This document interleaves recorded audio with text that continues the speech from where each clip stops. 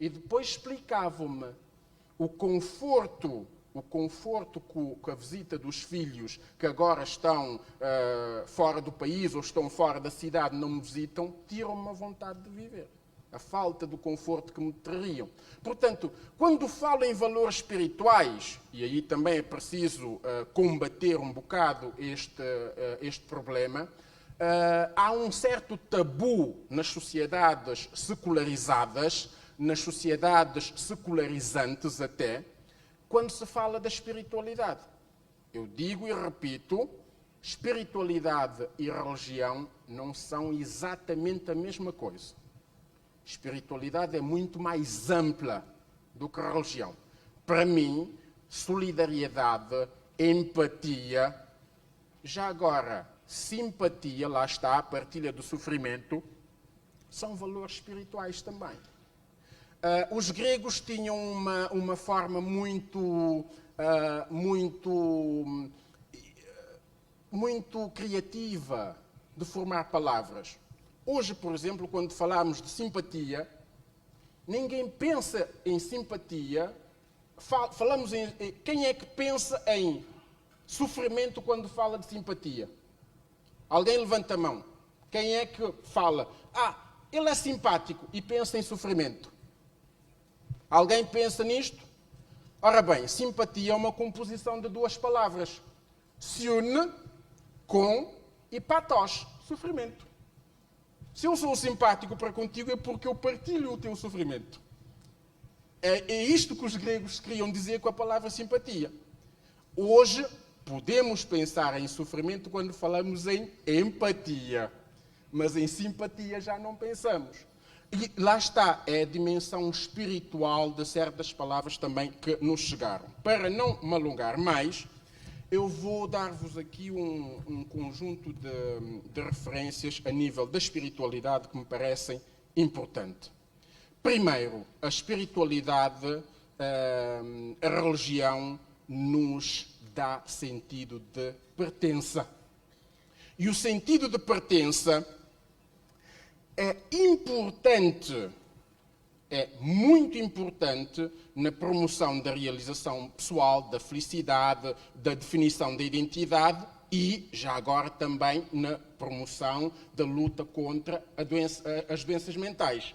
A própria ideia da palavra igreja, de eclésia, como assembleia, é uma assembleia de crentes, não é?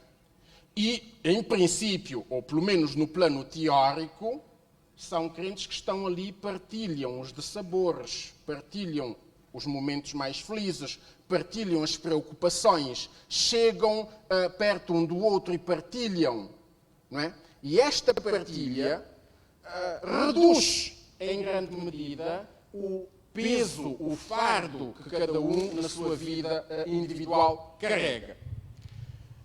Os valores espirituais de que falo quando penso na promoção da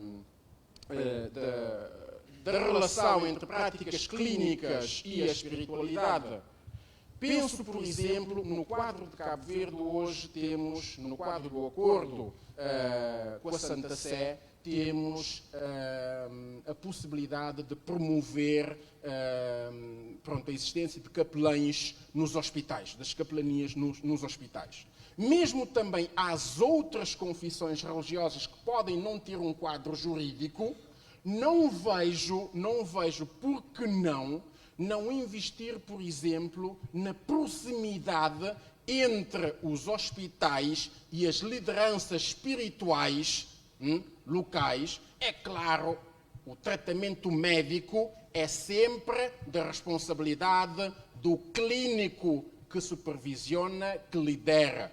Estamos a falar de um paciente. O médico lidera o processo todo.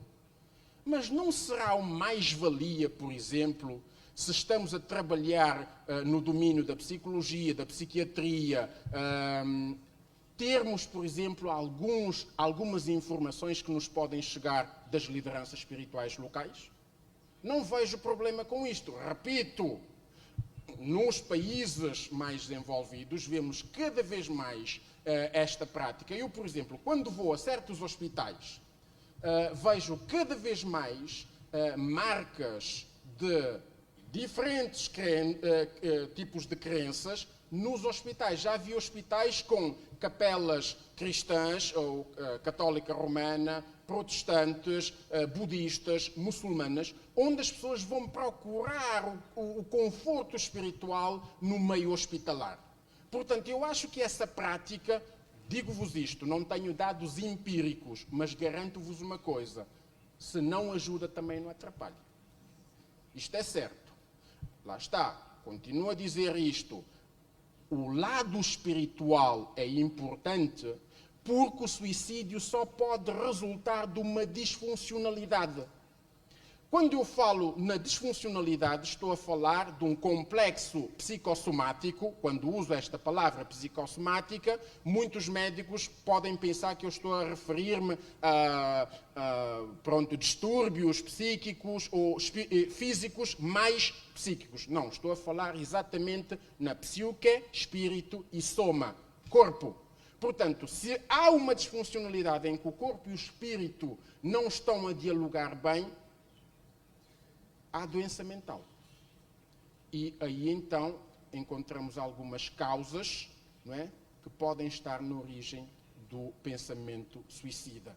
Portanto, se o espírito e o corpo é o que forma o indivíduo do ponto de vista ontológico e existencial, a dimensão espiritual não pode ser descurada. Termino dando-vos os dados da World Population Review, ou da Organização Mundial da Saúde. Notamos que os países mais prósperos hoje em dia, países como a Suécia, ou países como o Japão, a Finlândia, nos últimos anos têm debatido com um problema enorme, com taxas elevadíssimas de suicídio. Mas no fundo da tabela estão países economicamente mais desfavorecidos, como o Afeganistão e a República Democrática do Congo. Alguma coisa estará aqui a falhar. Ou seja, prosperidade económica não resulta necessariamente numa baixa índice de suicídio. Ou seja, reparem, o rendimento per capita e a felicidade per capita, hoje já se utiliza muito isto, não estão ali muito alinhados. O que eu quero dizer com isto é que o material, a materialidade, não garante, a realização material não garante a harmonia que é preciso para uma vivência feliz, daí apostarmos nos valores espirituais. Não me vou alongar mais, não sei se já passei o meu tempo, portanto, peço a vossa compreensão se em algum lado vos amacei. Muito obrigado por tudo.